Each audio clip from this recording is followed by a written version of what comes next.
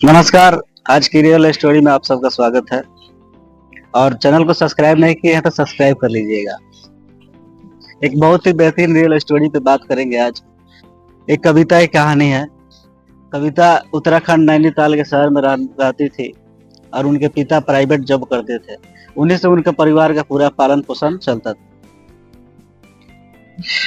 कुछ साल के बाद कविता के पिता को किडनी इन्फेक्शन से मौत हो जाता है और पूरे परिवार का जिम्मेदारी कविता के ऊपर आ जाती है। कुछ दिन के बाद पैसा का बहुत कमी हो जाता है और कविता अपने माँ से बोलती है, माँ पैसा का बहुत कमी है, मैं कहीं काम करने जाऊं। माँ कहती है कि बेटी कहाँ जाओगी काम करने। मौसी की बेटी सूरत में काम करती है, मैं उसी के पास जा रही हूँ काम करने के लिए। माँ बोलती है ठीक है जाओ। कविता अपने मौसी की बेटी सूरत में काम करती है तो वहाँ पे चली जाती है और प्राइवेट कंपनी में अपने मौसी की बेटी के साथ काम करने लगती है।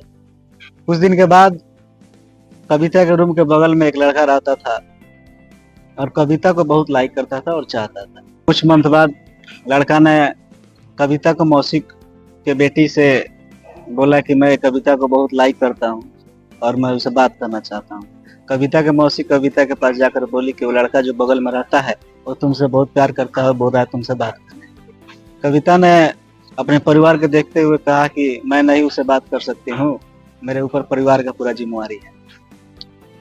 एक दिन के बाद हुआ कि कविता मार्केट जा रही थी और लड़का ने देखा कविता को तो मार्केट में छेड़खानी कर दी और कविता ने उसे थप्पड़ जड़ दिया।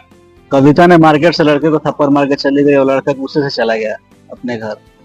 कुछ दिन के बाद कविता अपने जॉब के लिए जा रही थी, बस स्टैंड पे खड़ी थी, बस को वेट कर रही थी।